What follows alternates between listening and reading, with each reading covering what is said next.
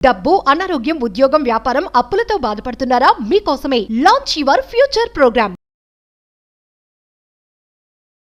అమ్మ నమస్కారం అమ్మ. నమస్తే అమ్మా. అమ్మ మనం వింటూ ఉంటాం చాలా సార్లు, అంటే ఇప్పటి నుంచన్నా కాదు, పాతకాలం నుంచి కూడా మన దేవుడి కాలం కొన్ని పురాణాలు అవన్నీ వింటూ ఉంటాం కదా. అప్పుడు కూడా ఎవరన్నా ఒక స్త్రీ వ్యామోహంలో పడితే ఇంకా బయటికి రాలేరు, నాశనం అయిపోతారు అని అంటూ ఉంటారు. నిజంగానే అంటే ఒక మగాడు ఏదైనా స్త్రీ వ్యామోహంలో పడితే ఏం జరుగుతుందంటారు అసలు? అయితే మనకి పురాణాలు చెప్తున్న కథలు ఏంటంటే, ఒక వ్యామోహంలో పడినప్పుడు వాళ్ళకి ఇక ప్రపంచం కనపడదు, ప్రపంచంతో పని ఉండదు, ఆ వ్యామోహం తప్ప వేరే ఉండదు. ఎవరు ఏ కథ తీసుకో, ఇప్పుడు రావణాసురుడు కథ తీసుకో, సీతాదేవిని చెరబట్టినందుకు ఏమైంది, వాడి జీవితం నాశనం అయిపోయింది. ఈ ఒక్క విషయంలో తప్ప రావణాసురుడు అపరిమితమైన శివభక్తుడు, చాలా శివుడు మంచి రాజు కూడా, మంచి రాజు, అన్ని మంచి లక్షణాలు ఉన్నా కూడా ఈ ఒక్క దుర్లక్షణంతో 99 కొట్టుకుపోయింది. అంటే ఎప్పుడు కూడా మనం తెలుసుకోవాల్సింది ఏంటంటే, ఎంత మంచిగా అయినా ఉండు, ఆ ఒక్క లక్షణం ఉంటే నువ్వు మొత్తం అన్ని కూడా నువ్వు చేసిన మంచి ఎవరికి కనపడదు. రావణాసురుడు అనగానే దుర్మార్గుడనే కనపడదు అంతే.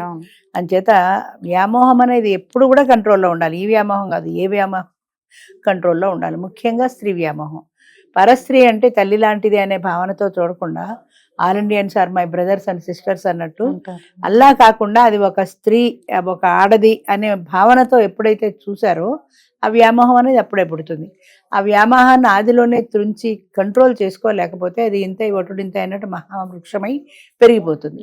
అది పెరిగిపోయిన కొద్దీ వీళ్ళకి ఇంక నిద్రాహారాలు ఉండవు. ఆ కోరిక తీరే వరకు కూడా వ్యామోహం. ఇప్పుడు ఐస్ క్రీమ్ తినాలి, రాత్రి నిద్ర పట్టదు, పక్క మీద ఎంత పడుకొని తొలే లాభం లేదు, వెళ్ళి ఐస్ క్రీమ్ కారేసుకుని తినేసి వస్తారు, అప్పుడు హాయిగా నిద్ర పడుతుంది. అంటే నీ మనసు మీద నీకు కంట్రోల్ లేదు.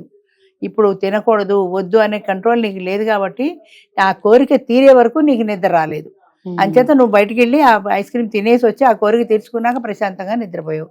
అంటే కోరిక అనేది నీ మనసును దొలిచేస్తుంది, నిద్రాహారాలు లేకుండా చేస్తుంది. దాన్ని కంట్రోల్ పెట్టుకోకపోతే అది వాళ్ళకి నష్టం, వ్యక్తిగతంగా కుటుంబానికి నష్టం, సమాజానికి నష్టం.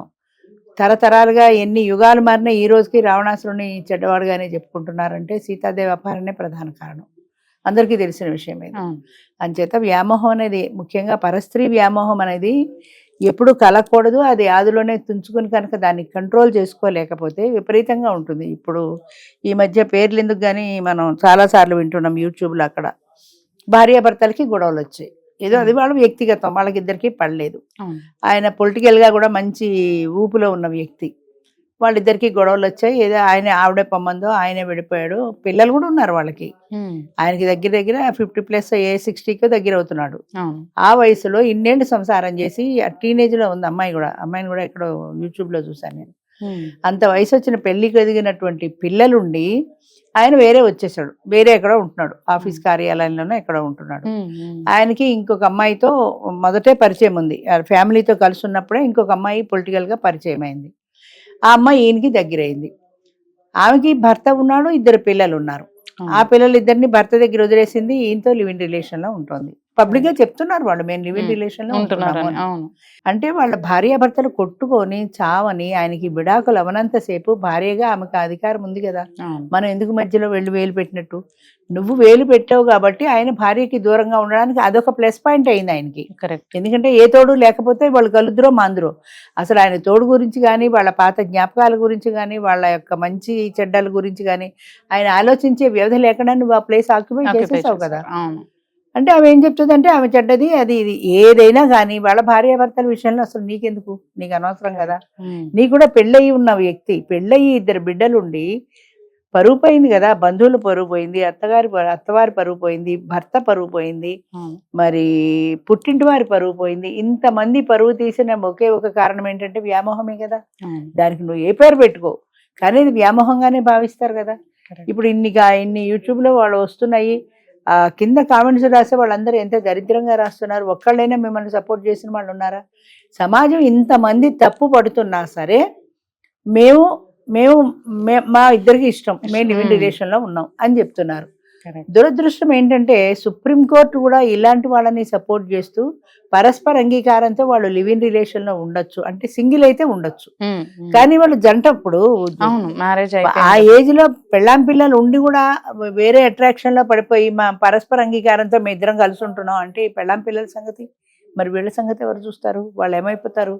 కుటుంబం అన్న తర్వాత కొంత త్యాగం చేయాలి, ఈ కుటుంబానికే నేను అంకితం అన్న భావనతో ఉండాలి. అది పోయి ఈ ఆడదంటే ఇష్టం కాబట్టి దీంతో వెళ్ళిపోయా, అదంటే ఇష్టం దాంతో వెళ్ళిపోయానంటే ఇంక అసలు ఫ్యామిలీకి దానికి ఏమైనా అర్థం ఉందా? అర్థం ఉండదు కదా. అంచేత ఎప్పుడైనా సరే వ్యామోహం అనేది ఎప్పుడైనా కంట్రోల్ చేసుకోవాల్సిందే. కంట్రోల్ లేనప్పుడు ఇలాగే రకరకాల సమాజంలో ఉండేటువంటి ఒక కట్టుబాటు, ఆ కట్టుబాటుని మనం విస్మరించి అతిక్రమించి ముందుకు వెళ్ళినప్పుడు 10 మంది నోళ్లలో పడిపోతాం. 10 మంది 10 రకాలుగా మాట్లాడతారు. మమ్మల్ని ఏం బాధించమంటే ఇక సిగ్గువిడి చేస్తే ఏది బాధించదు. అంచేత ఆ స్థాయికి రాకుండానే కంట్రోల్ ఉండాలి.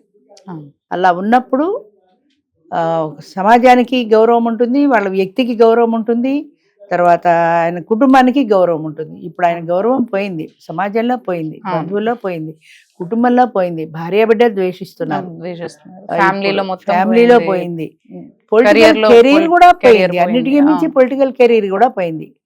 ఇది కారణమా, ఇది కాదు, వేరే కారణాలు ఉంటాయంటే వేరే కారణాలు ఉండొచ్చు. ఇది కూడా ఒక కారణం అయింది కదా. 9 కారణాలు వేరే ఉంటే ఇది ఒక 10వ కారణం అయింది కదా. అంచేత ఎప్పుడు కూడా వ్యామోహం అనేది ఉండకూడదు. నా కుటుంబం నేను అన్న ధోరణి ఉండాలి, అది మనము అన్న ఫీలింగ్ ఉండాలి, మన పిల్లలు మన సంసారం అన్న ఫీలింగ్ ఉన్నప్పుడు మాత్రమే ఆ వ్యామోహానికి దూరంగా ఉండగలుగుతాం. అంతే. సో ఇవన్నీ కూడా మనకి ఆ వ్యామోహంతో దాంతో లింక్ అయి ఉంటుంది. ఒక పరస్త్రీ వ్యామోహమే కాదు, ఏ వ్యామోహం అయినా అంతే. కంట్రోల్ అనేది లేకపోతే ఇప్పుడు ఐస్ క్రీమ్ తినాలంటే ఐస్ క్రీమ్ తినాలి, సినిమాకి వెళ్ళాలంటే సినిమాకి వెళ్ళిపోవాలి, స్విగ్గీకి ఆర్డర్ ఇచ్చుకుని ఇదేదో బొబ్బట్లు తినాలంటే తినేయాలి అనేది లేకుండా మనకి కంట్రోల్ అనేది లేనప్పుడు ఈ విచ్చలవిడితనం, ఒక స్వేచ్ఛ వస్తుంది మనిషికి. ఏది కావాలంటే అది అందుబాటులో ఉంటుంది. అంచేత అది అందుబాటులో ఉన్నప్పుడు అది మళ్ళీ లేట్ ఎందుకు, దాన్ని తెచ్చేసుకుందాం ఈజీ యాక్సెసిబిలిటీ ఉన్నప్పుడు మనసు అటే ప్రేరేపిస్తుంది. ముఖ్యంగా ఆడ మగ విషయంలో ఇది ఈ టీనేజ్లో అంటే ఈ 20-40 మధ్య వయసులో ఎక్కువగా ఉంటుంది. ఇప్పుడు ఈ 60s ఇప్పుడు మనం చెప్పుకున్న కేసు లాంటిది వెరీ రేర్ ఉంటాయి అనుకో, కానీ ఆ 20-40 మధ్య వయసులో ఎప్పుడు కూడా ఆ అట్రాక్షన్ అనేది ఉంటుంది. ఆ ఇన్ఫాక్చుయేషన్ ఎప్పుడైతే ఉందో అదే ప్రేమ అనుకుంటారు, దానికోసమే తెగబడతారు. 60-70 ఏళ్ళ వాళ్ళని ఎందుకు ప్రేమించవు? ఈ 20-40 మధ్యలోనే వాళ్ళు అందంగా కనపడతారు. వాళ్ళతో నువ్వు ఇండైరెక్ట్ గా నువ్వేం కోరుకుంటున్నావు వాళ్ళ నుంచి? అంచేత it leads to another legal relation. అంతే. అంచేత అది లేనప్పుడు ఎప్పుడైనా సరే సమాజానికి చేటే, కుటుంబానికి చేటే, వ్యక్తిగతంగా కూడా నష్టమే కానీ లాభం లేదు. తాత్కాలికమైన సుఖం కోసం వెంపర్లాడితే చివరకు మిగిలేది పరువు పోవటమే. కరెక్ట్ అమ్మా. రైట్. Thank you.